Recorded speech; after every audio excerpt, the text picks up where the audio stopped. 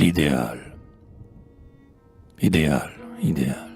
Sur tes traces divines, combien déjà se sont égarés et perdus.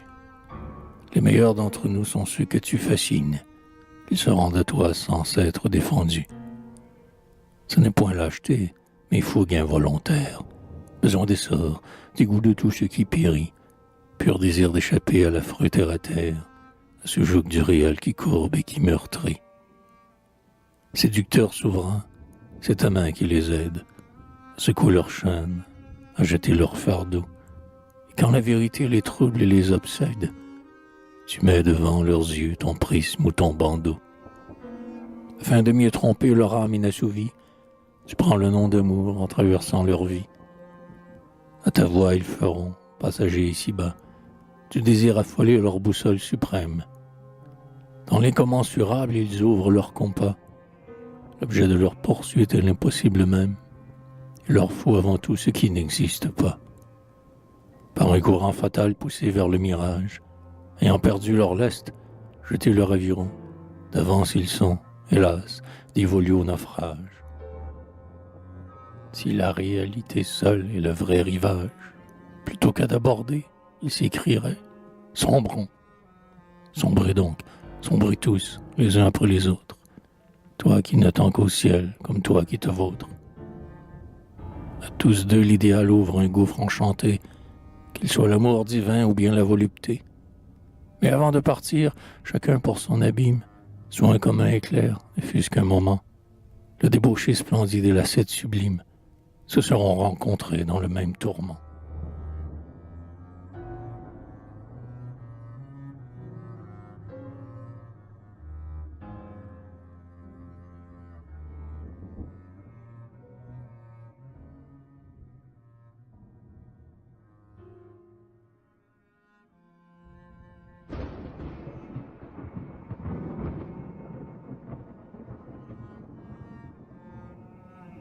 Les voilà déjà loin, suivant leur destinée. Au frêle amour humain arrachant son flambeau, tu tombas tout à coup dans ta course effrénée, toi, qu'on nous peint d'abord si candide et si beau.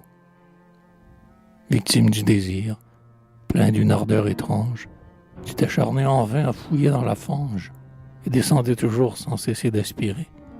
Ouais, jusqu'au bout tu crus, sous ta lèvre pâlie, obtenir de l'ivresse en t'abreuvant de lit. Tu ne parvins pas même à te désaltérer. Chaque jour plus ardent, vers de nouvelles ondes, nous te voyons, don Juan, halter et courir, criant toujours « J'ai soif » à ces sources profondes, que d'une haleine en feu tu venais de tarir. Enfin, l'enfer s'ouvrit.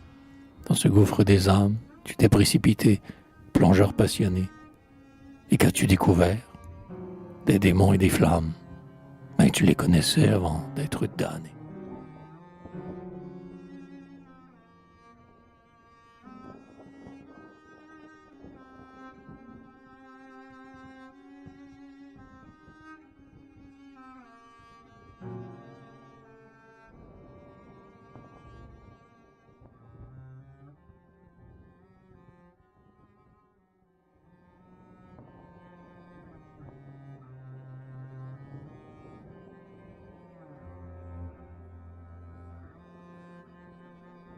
Ah, qui nous donnera sur l'autre route ouverte le courage de suivre un plus noble égaré?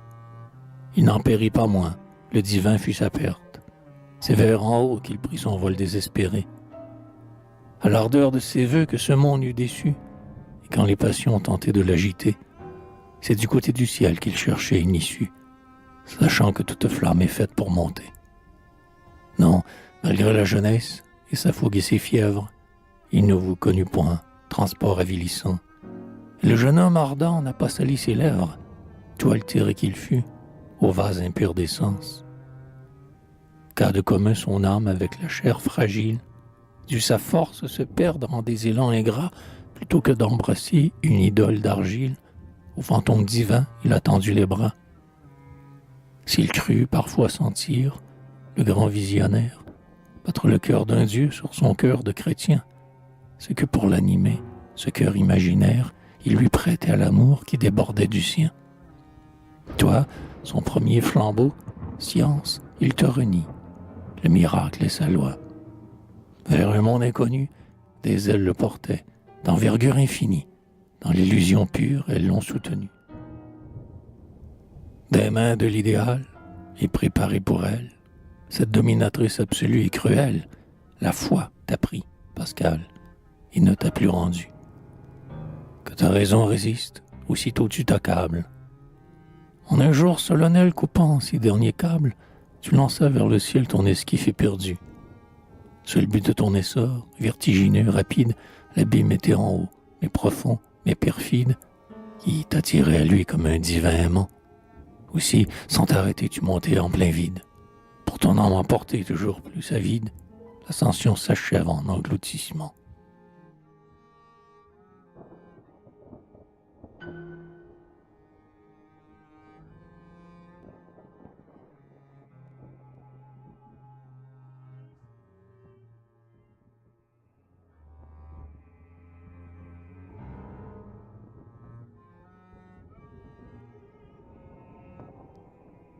Implacable l'idéal, enfin ton œuvre est faite.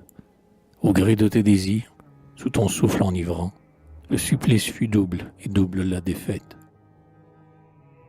Tu peux t'enorgueillir, ton triomphe est navrant. On te donne deux cœurs, deux grands cœurs que la vie, ces combats ainsi qu'à ces fêtes qu'on vit, qu'elle allait couronner en vrai triomphateur. Oui, deux êtres, la fleur de l'humaine nature. Qu'en fais-tu? Des martyrs, des fous, des déserteurs. Leur respiration ne fut qu'une torture, car tu ne repais point, tu ne veux que leurrer. Toi qui les affamais, tu leur devais pâture, et tu ne leur donnas qu'une ombre à dévorer.